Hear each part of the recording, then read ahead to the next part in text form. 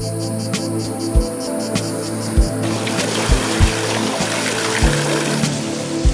force, c'est qu'on est indépendant de tout prestataire et qu'on fait vraiment tout nous-mêmes. Je m'appelle Eve, j'ai 22 ans. Je suis arrivée ici il y a 4 ans par un stage BTS Commerce International et j'ai décidé de travailler dans le vin grâce à Alain, qui est un passionné de son terroir et de sa région.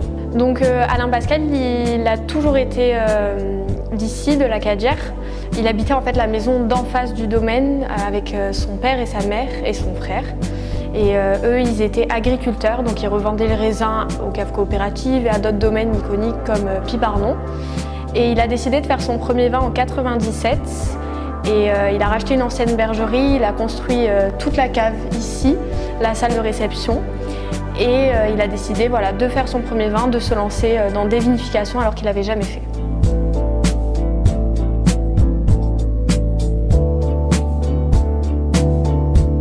Du coup, le domaine s'appelle Gros-Noré, en hommage à son papa qui s'appelait Honoré, donc Honoré Pascal. Au village de la Cadière, on avait 3 Honorés et son papa c'était le plus fort. Et du coup, en hommage à son père qui était un surnom, Honoré, il a décidé de nommer le domaine comme ça. Du coup, on produit en 3 couleurs au niveau du domaine. Et c'est vrai que toujours dans cette philosophie de mettre en avant notre terroir et non pas de cacher en fait ce qu'il représente. On fait très peu d'entrants, on fait très peu d'extraction, on presse très peu et on fait très attention à garder le produit de base qui est les raisins et non pas de vouloir en fait gommer ce qui est notre pur du travail.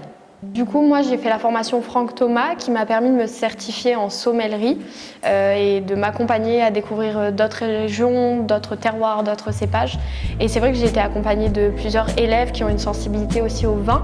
Et j'ai pu remarquer que dans les nouvelles générations, on met plus en avant le respect de la vigne, du terroir, les certifications bio et que ça devient vraiment le principal critère chez les jeunes, de faire attention en fait à comment est fait le vin, alors que avant, je trouve que c'était très différent, là où on se concentrait uniquement sur le goût et non pas sur toute l'histoire qu'a le vin.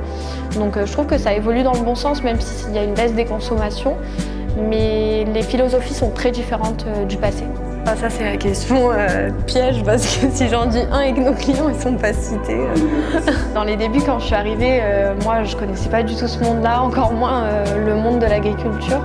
Donc j'ai un peu dû me faire ma place, donc c'est vrai que des fois ça a été compliqué parce qu'il m'a demandé d'apprendre des choses en très peu de jours.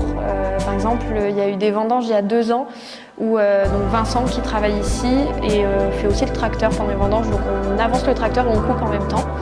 Et en fait, il est parti 1 an en Australie et Alain m'a demandé, premier jour des vendanges, d'apprendre à conduire un tracteur. Moi qui n'avais jamais conduit de tracteur, surtout dans les restants et autres. Donc ça a été un peu compliqué. Heureusement, personne n'est mort, mais c'est vrai que ça a été dur pour moi. Toutes les vendanges, j'ai conduit le tracteur.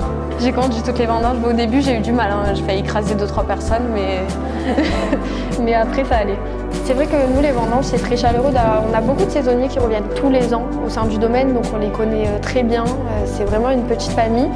Après, maintenant, étant donné le climat qu'on a, on vendange que le matin, donc ça ne nous donne pas l'occasion de manger constamment ensemble. Mais par contre, à la fin de chaque vendange, on fait un très gros repas, tous ensemble, où on boit du vin du Gros-Noré ou Alain cuisine, donc souvent on a le sanglier à la broche. Être une femme dans un monde où il n'y a que des hommes, des fois c'est compliqué. Parce qu'on a l'impression qu'il faut encore plus prouver que ce dont est capable un homme. Donc c'est vrai que ça peut être compliqué. Moi, j'ai fait des choses dont j'aurais jamais pensé dans ma vie, comme le tracteur par exemple. J'ai pioché les vignes et autres, donc c'est vrai que j'ai dépassé mes limites. Après, l'important, c'est d'avoir confiance en soi. Mais que ce soit homme ou femme, c'est de prendre confiance en soi pour pouvoir faire ce qu'on fait et d'être passionné. Et à partir du moment où on est passionné par ce qu'on fait, on y arrivera toujours.